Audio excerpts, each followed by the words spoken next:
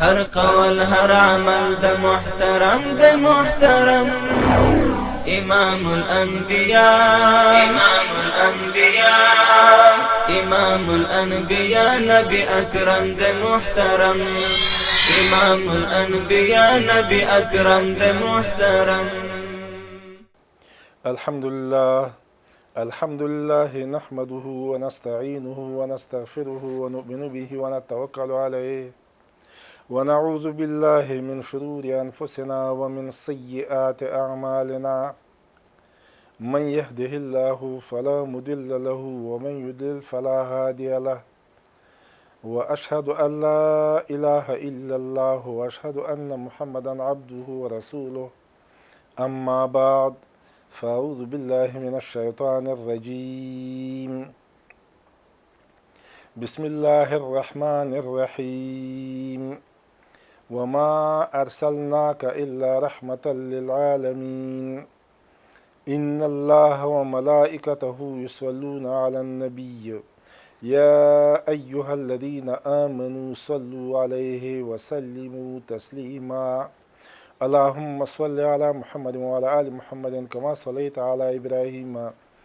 وعلى آل إبراهيم إنك حميد مجيد. اللهم بارك على محمد وعلى آل محمد كما باركت على إبراهيم وعلى آل إبراهيم إنك حميد مجيد. د ننګرهار د ملي تلویزیون او رادیو ډېرو زیاتو عزتمنو کتونکو او اوریدونکو، السلام علیکم ورحمت الله وبرکاته. الله تعالی جل جلاله دې وکړي چې تاسو ټول روغ جوړ خوشحاله په ورځنیو چارو کې کامیاب او خپلو درسونو ته متوجه وئ. مسلمانانو، نن د موږ او تاسې د سیرت النبي صلی الله علیه و آله وسلم درسونو د جملې نه یو اتیایم درس دی. الحمدلله موږ اتیا درسونه مخکې اورولي دي او نن چې دی یو اتیایم درس شروع کیږي. د یو اتیایم درس عنوان دی د طایف د سفر نه بیرته راګرځېدل. مسلمانانو، تاسو ته به خامخا یادي چې په نهه اویایم درس کې موږ خبره په دې ځای باندې درولې وه، پرېښې مو وه چې هغه یو نفر غلام چې د عتبه او د شیبه په هغه باغ کې عداس هغه ایمان راوړو او د هغې نه وروسته چې هغه ایمان راوړو نو رسول الله صلی الله علیه و آله وسلم د باغ نه راووتلو، را روان شو تر دې پورې چې قرن المنازل او یا قرن الثعالب دوه نومونه ورته استعمالیږي په کتابونو کې، او دواړه چې دی که نه زیات علما د دین ویي او بالخصوص د سیرت علما چې دا دواړه نومونه چې دی که نه دا د یو ځای دي، اگر چې په اوسني وخت کې چې کوم علما دي او هغوی د دې ځایونو ښه تعین کوي، مطلب کوشش کوي، تحقیقات کوي، هغوی ویي چې دا لږ سره فرق لري. خو خیر په د سیرت په کتابونو کې چې دی که نه قرن المنازل دې ځای ته چې رسول الله صلی الله علیه و آله وسلم راورسېدو نو جبریل علیه السلام ورته راغی. دا خبره مخکې کړې وه چې جبریل علیه السلام ورته راغی، ورته ویلې چې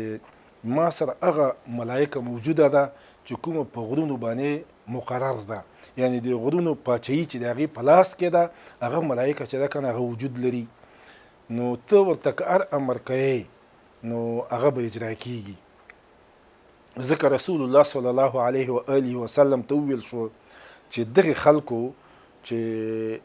کوم جواب تا ته درکړي، کومې خبرې چې وکړي، کوم سلوک چې وکړي، خو الله تعالی جل جلاله ته معلوم دی. نو د دې وجه نه دغه ملایکه چې ده که نه تا په لاس کې د هغې هم بیا ورته دا خبره وکړله چې که ته هر ډول غواړې تر دې پورې چې دا دوه غرونه چې مخکې ما درته خبره کړې ده او تعین د غرونو چې دی که نه هغه مې هم درته بیان کړی دی، ښودلی مې دی، نو دا به ورباندې راولو، دا ټول به ختم شي. خو د مونږ پیغمبر صلی الله علیه و آله وسلم ورته وویل چې نه، بس زه دا ارزو لرم چې الله تعالی جل جلاله دوی په نسل کې داسې نفر پیدا کړي چې هغو به بیا ایمان راوړي او هغو به د اسلام دین ومني. نو همسې شوه الله تعالی جل جلاله چې دی د هغو په اولادونو کې هم داسې نفر پیدا کړو او مخکې چې دی که نه د هغو نومونه موږ ذکر کړو. دلته ننني سبق کې موږ یوه خبره دا کول غواړو چې د مونږ پیغمبر صلی الله علیه و آله وسلم چې په باغ کې هغه د انګور وږي ته کله لاس وروړلو نو په بسم الله باندې خوراک شروع کړ. بسم الله چې بسم الله ویلو نو عادت چې ده که نه ته پوښتنه وکړه چې دلته خو دا کلمات نه ویل کېږي. نو بیا رسول الله صلی الله علیه و آله وسلم چې د هغه نه پوښتنه کړه هغه چې کوم جواب ویلی و هغه مخکې بیان شوی. زه هغې باندې خبره نه کوم. فقط یوه خبره دا کول غواړم مسلمانانو تاسې خپله فکر وکئ په یو سنت باندې چې خپله پیغمبر صلی الله علیه و آله وسلم چې دی که نه هغه عملي کړي او اجرا یې کړي الله تعالی جل جلاله د عادات ته چې دی که نه د ایمان راوړلو او د اسلام د منلو توفیق ورته ورکړي. دون اندازې ته برکت پکې دی. او ننني وخت کې موږ او تاسې زیاتو مجالسو کې چې متوجه شو او وګورو نو تاسې به ګورئ چې په ډېرو ځایونو کې چې خلک کله ډوډۍ شروع کوي یا په خوراکي موادو باندې پیل کوي یا مثلا مشروباتو باندې پیل کوي نو بسم الله ته فکر نه وي، بسم الله باندې شروع نه کوي. او چې کله په خوراک باندې او یا په مشروبي شیانو باندې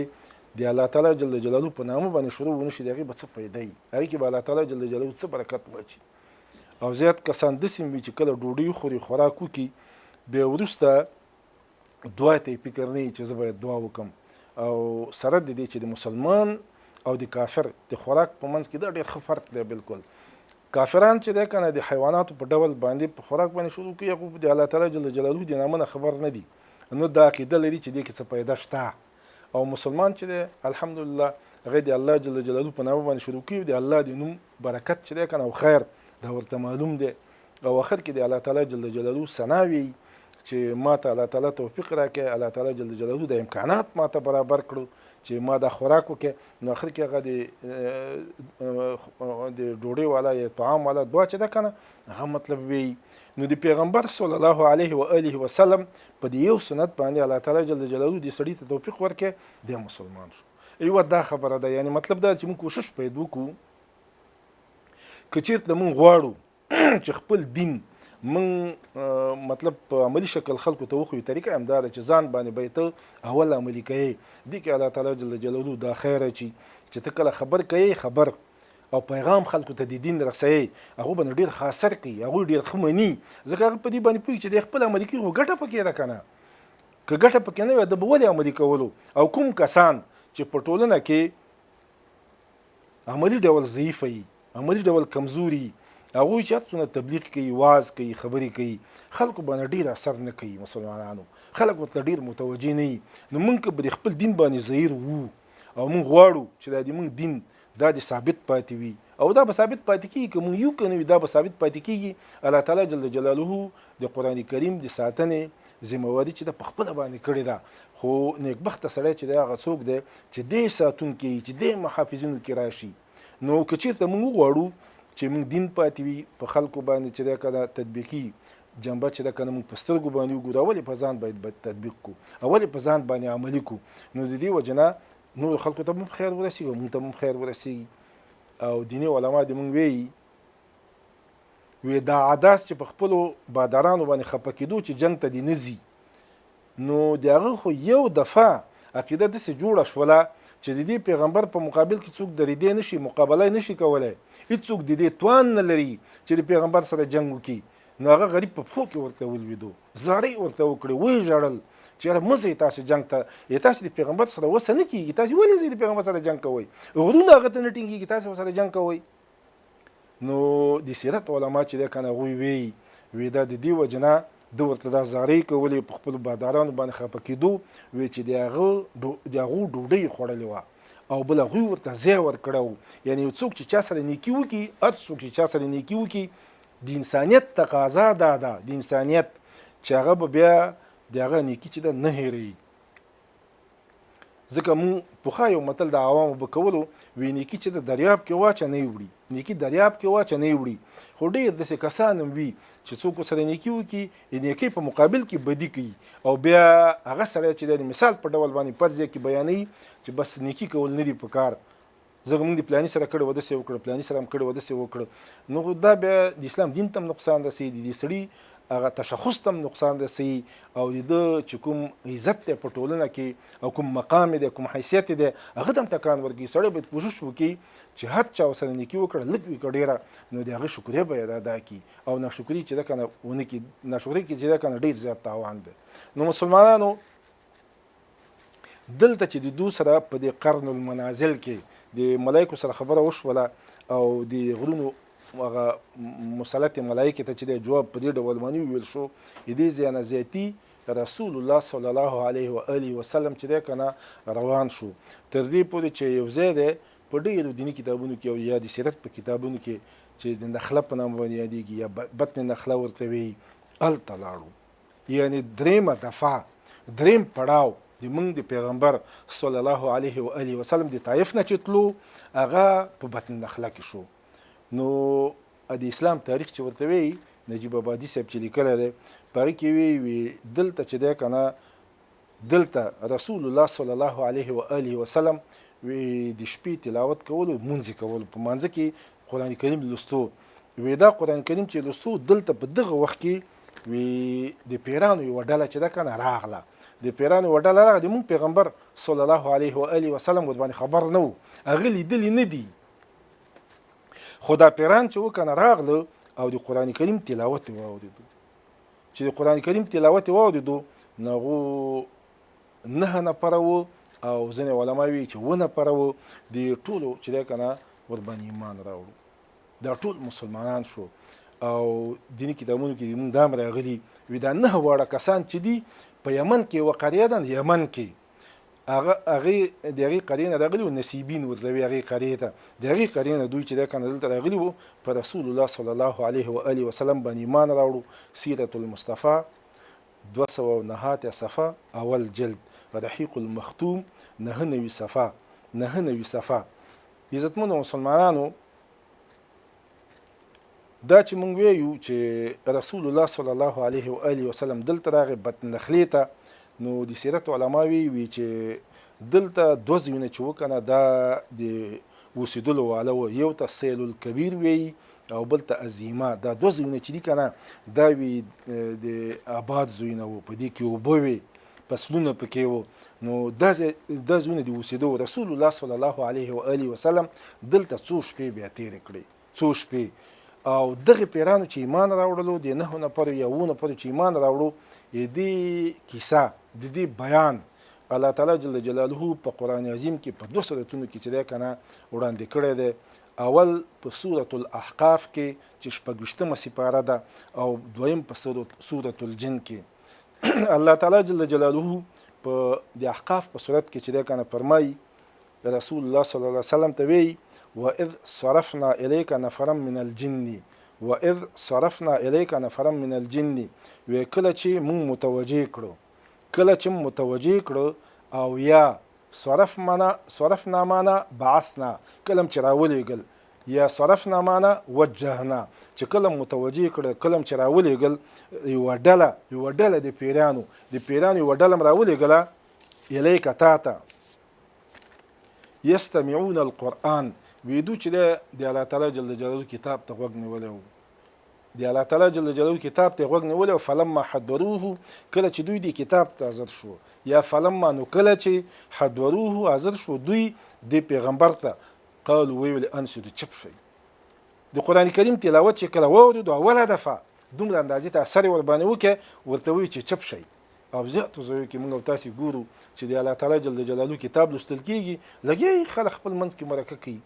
لګیا بحثونه شروع کړي داسې خبرې کوي چې هغه په کار د انسان سره نه وي مګر د الله تعالی جل جلاله د کتاب خیال نه ساتي هغې ته متوجه نه وي. او حال دا چې په هر ځای کې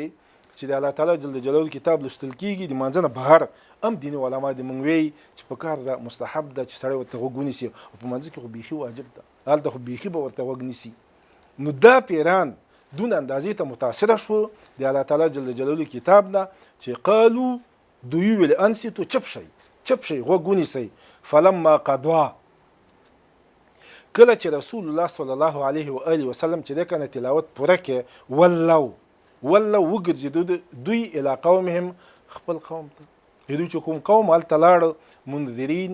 او ویرونکي وو. یعنې مطلب دا دی چې خپل قوم ته پیغام ورسولو، ټوله خبره ورته وکړه، د قرآن کریم خبره ورته وکړه. او څه غلي ورته ویلي؟ قالو دوی ویل یا قومنا ای د مونږ قومه انا سمعنا کتابا موږ داسې یو کتاب چې دی که نه واورېدو، داسې یو کتاب انزل من بعد موسی چې هغه د موسی علیه السلام نه وروسته نازل شوی. هغو ته وایي مصدقا لما بین یدیه، او د ده په مخکې چې کوم کتابونه دي د هغو ټولو تصدیق کوونکی دی. یعنې مطلب داسې کتاب نه دی چې پخواني رد کړي، پخواني کوم کتابونه چې دي د هغو ټولو تصدیق کوي. داسې یو کتاب چې دی که نه تلاوت موږ واورېدو، دا خبره ورته کوي.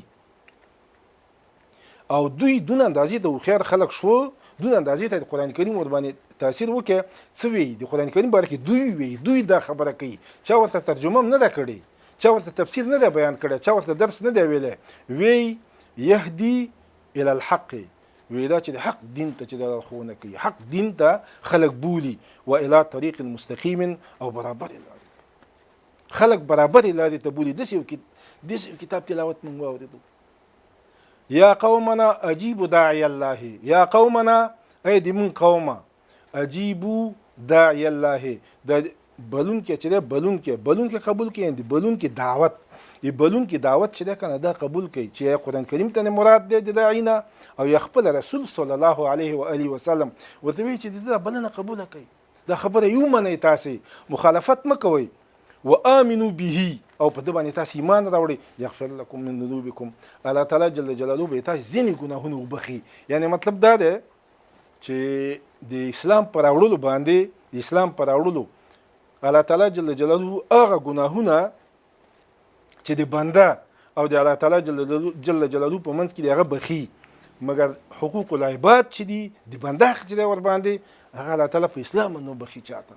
اسلام هم که څوک راوړي، د بنده حق دومره اندازې ته مهم دی، دون اندازې ته چې هغه الله تعالی جل جلاله چاته نه بخي، خپل حق ورته بخي. د دې وجه نه هر هغه څوک چې د الله تعالی جل جلاله نه ډارېږي، قیامت په نظر کې د قبر دا تنګ زندگی او دا تنګ ځای د په نظر کې وي، د الله نه باید وډار شي، د چا په حقوقو باندې باید تیری ونه کړي. د هر چا حقوق چې ورسره وي د هغې د استحلال دپاره د کار وکړي، د الله نه دې وډار شي، او ده باندې باید بار پاتې نه وي. ځکه که چېرته بار پرې پاتې شي، ډېر روایات هم داسې راغلي چې پلار د زوی نه غواړي، او زوی د پلار نه غواړي، ښځه د میړه نه غواړي، میړه د ښځې نه غواړي، هغلته بیا خپلوي کار نه کوي، هر سړی د خپل ځان په غم کې. نو د دې وجه نه سړی سپک املا او بې مسؤلیته آخرت ته لاړ، نو بس د غم نه به خلاصي. او که چېرته مسؤلیت په اوږو باندې پروت وي، به هېڅوک ته نه پورته کولی نه شي، غیر د دې نه که الله جل جلاله ورباندې مهربانه شو، به جدا موضوع وي. او ننني وخت کې که موږ تاسې متوجه شو، مسلمانانو ډېر خلک داسې دي د الله تعالی جل جلاله د حق په باره کې چې دی که نه محتاط وي، خپلې کیسې هم بیا کوي، په جمع باندې مونځ کوم، نه قضا کوم، او تهجد کوم، او استغفار وایم چې پلانی کوم، دا کوم، هغه کوم، خو د خلکو د حقوق باره کې چې دی که نه ډېر بې پروایي. نو داسې خلکو حالت چې دی که نه دا ډېر خرابېږي، ډېر زیات بیکاري. ځکه ته د احتیاج سړي قرضدار یې، ته د یو احتیاج مخلوق قرضدار یې. که چېرته ته د یو بې پروا غني ذات قرضدار یې، بې فکر مه خرابوه، الله جل جلاله ډېر مهربان ذات دی. خو که چېرته د محتاج مخلوق ته احتیاج دغه قرضدار یې، هغه دې نیسي که نه، هغه د خپل شی اخلي که نه. نو د دې وجه نه الله تعالی جل جلاله فرمایي یغفر لکم من ذنوبکم، بس ځینې ګناهونه ورته تاسو ته الله تعالی جل جلاله وبخي، ویجرکم من عذاب الیم، او الله تعالی جل جلاله چې دی که نه دا به تاسو ته د هغه دردناک عذاب نه چې دی که نه نجات درکړي، پناه به درکړي. دا آیاتونه چې دي که نه چې دا کوم د تاسې په حضور کې ولوستل شو، دا د هغه پیرانو غله خبره وه چې الله تعالی جل جلاله په د احقاف په صورت کې 26مه سپاره کې په قرآن کریم کې موږ ته بیان کړي. مسلمانانو دلته یوه خبره چې دا ډیره مهمه چې دا غدا ده، دې ته باید موږ او تاسې متوجه وو. دا پیران وایي چې انا سمعنا کتابا انزل من بعد موسی، انا سمعنا کتابا انزل من بعد موسی. اوس سره د دې چې موږ او تاسې ټول په دې باندې پوهیږو چې عیسی علیه السلام چې دی هغه د موسی علیه السلام نه ډېر وروسته راغلی پیغمبر شوی دی، الله تعالی جل جلاله ورته کتاب ورکړی دی، نو هغه یې یاد نه کړي، هغه یې پرېښو په منځ کې، او موسی علیه السلام یاد کې دینی علما د موږ چې په دې باره کې مختلف رایې لري د دې لپاره چې دا په حدیثو کې هم داسې راځي لکه ورقه ابن نوفل چې هغه هم جواب چې د خدیجې رضی الله تعالی ته ویلی و چې دغه ملایکه چې راځي چې دا ده ته راغلي دا موسی علیه السلام ته راغلي وه هلته هم د عیسی علیه السلام نوم نه دی اخیستی یو دفعه په یو کتاب کې ما حواله پرې ورکړې وه چې عیسی علیه السلام هم ذکر شوی نور په زیاتو کې چې دی موسی علیه السلام ذکر شوی نو د دې لپاره چې هلته په حدیث کې چې راځي او یا دلته قرآن کریم کې په دې ځای کې چې احقاف کې راغلی د دې ټولو د جواب دپاره دیني علما د موږ وی یو جواب د دواړو دپاره دا دی چې دغه پیران چې وی راغلي وو که نه وی دا یهودان وو دوی ځکه خپل دین یاد کې خپل پیغمبر یاد کې و یهودان چې یهودان وی دی وجه نه چې ده که نه دا یاد کړه خو مولانا اشرف علي رحمت الله علیه د بیان القرآن مصنف چې هغه هم ډېر تکړه عالم تېر شوی دی او ډېر ځیرک سړی و هغه وی چې دا خبره قوي خبره نه ده دا قوي خبره نه ده اصلا خبره دی وی دا ده هغه وی او بعضې نور علما هم دا خبره کوي وی چې دا موسی علیه السلام یې دې دپاره یاد کې وی اصلا د شرایع والا د شریعت والا د احکام والا اصلي کتاب چې د تورات و چې په موسی علیه السلام باندې الله تعالی نازل کړی د هغې نه وروسته چې الله تعالی جل جلاله زبور نازل کړی یا انجیل نازل کړی هغه دواړه یا کومه صحیفه کې راغلي هغه د تورات متمم او مبین و د دې وجه نه چې دی که نه دا وي داسې نه و لکه مستقل کتابونه د هغې اتمام یې کولو او د هغې بیان یې کولو د دې وجه نه چې دی که نه دوی د پیرانو وی د موسی علیه السلام نوم ذکر کې او د عیسی علیه السلام چې دی که نه هغه ذکر نه کې خو خیر بنا په هر تقدیر باندې پیرانو دا خبره وکړه بله خبره دا ده چې ما مخکې درته خبره وکړه چې الله تعالی جل جلاله په دوه ځایونو کې دا موضوع چې ده که نه بیان کړه بله په نهه سپاره کې سورة الجن په سورة الجن کې الله تعالی جل جلاله په دې باره کې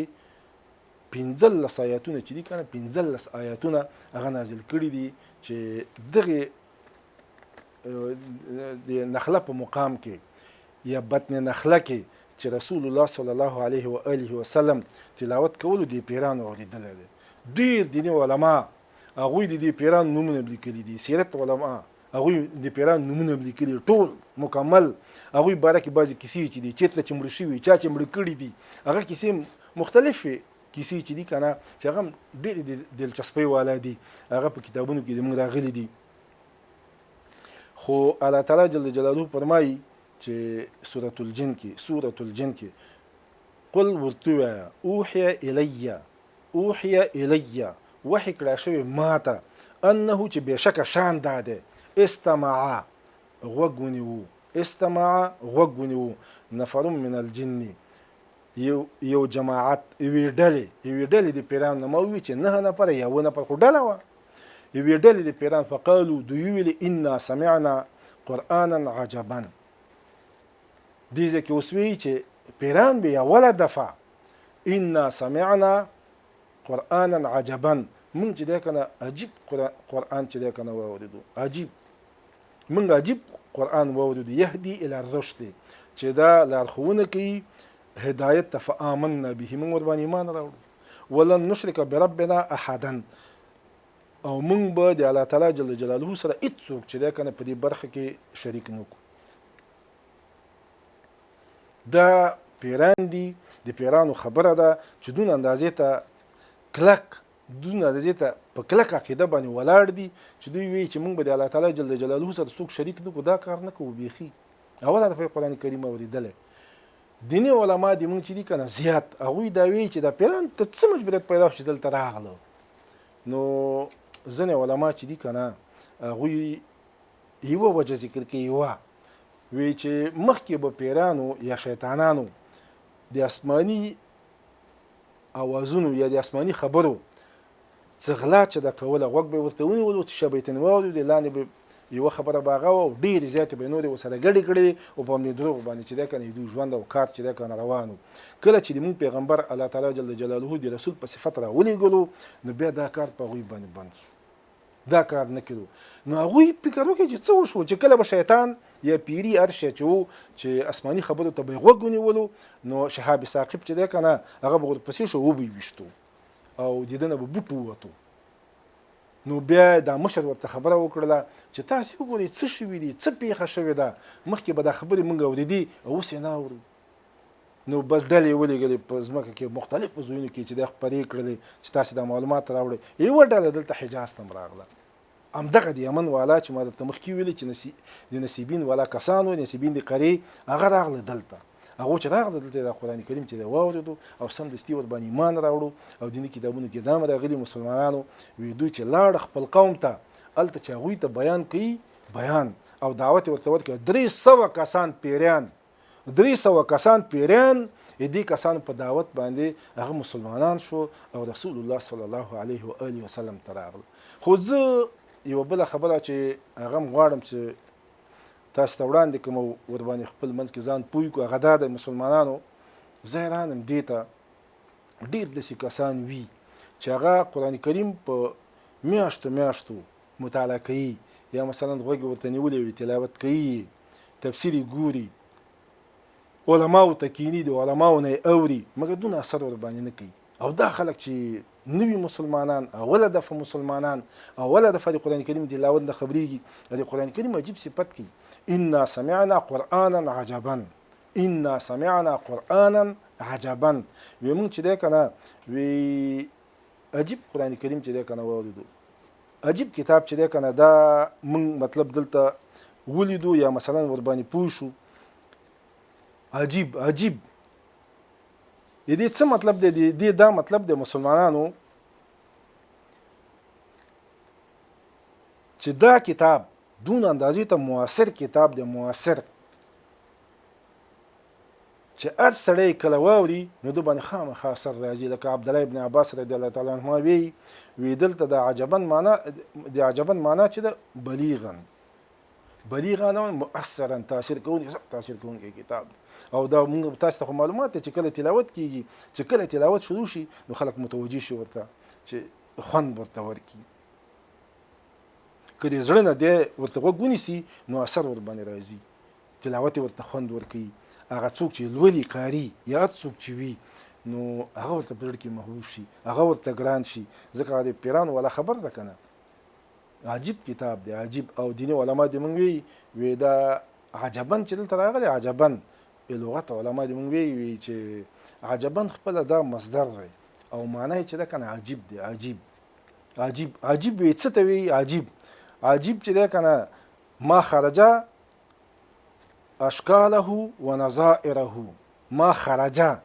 اشکاله و نظائره چې د هغې نظیر هم شکل نه پیدا کیږي. عجیب دې ته وی چې هم شکل او نظیر یا مثال نه پیدا کیږي. د همدې وجه نه د قرآن کریم دعوت د خلقو ته چې تاسو څومره وسه کیږي، څومره وسه کیږي نو دې کتاب په څیر باندې کتاب راوړئ، 10 سورتونه راوړئ، 10 آیتونه راوړئ، یو سورت راوړئ، هیڅ شی دې توانه نه کېدو. او دا دعوت چې دی که نه د مبارزې دعوت، دا هغې کافرانو ته یوازې نه دی ورکړی شوی، اوس هم دا خبره ده. بلکل په دې وخت کې هم دا خبر ده چې هر څوک د قرآن کریم مقابله کوي ورته اجازه ده داسې کتاب دې جوړ کړي. ډېرو کافرانو ډېرې خوارۍ کړي دي، ډېرې خوارۍ، ډېر تکلیفونه یې ایستلي، ډېر تاوانونه یې کړي چې د الله تعالی جل جلاله د کتاب په څیر باندې کتاب برابر کړي، هغوی نه دي توانېدلي، تر قیامته پورې هم نه توانېږي. دا کار بیخي نشي کولی. ځکه پیران اوله دفعه وی، هغه اوله دفعه انا سمعنا قرآنا عجبا، دا عجیب کتاب دی. دې مقابله څوک کولی شي؟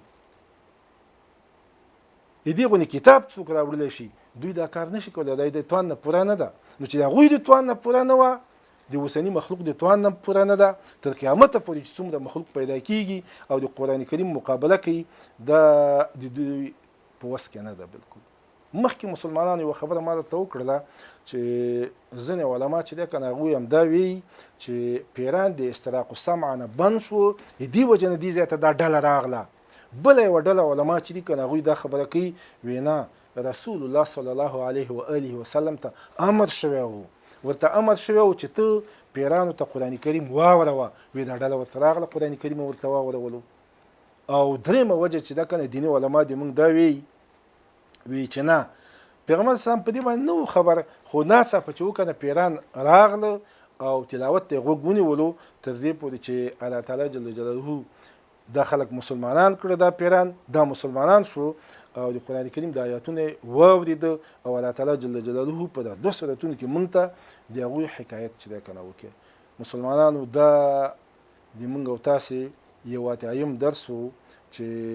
د پیرانو د ایمان یا د اسلام د راوړلو او د پیغمبر صلی الله علیه و آله وسلم په د نخله په مقام کې د پاتې کېدلو په باره کې و